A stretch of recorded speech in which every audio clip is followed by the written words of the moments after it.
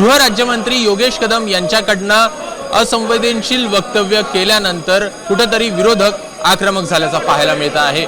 पुण्याच्या स्वारगेट डेपोमधल्या झालेल्या घटनेसंदर्भात बोलताना असंवेदनशील वक्तव्य केलं असा आरोप आता विरोधक करताना पाहायला मिळतं आणि अशातच आपल्याला सगळे विरोधक हे पायऱ्यांवर आंदोलन करताना दिसत आहेत।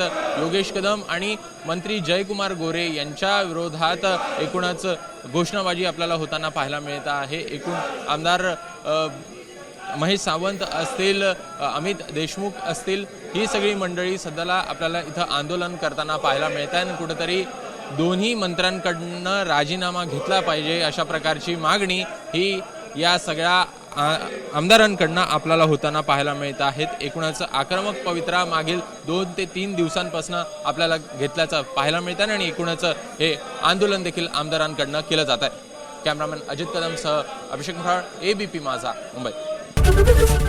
एबीपी माझा, उघडा डोळे बघा नीट।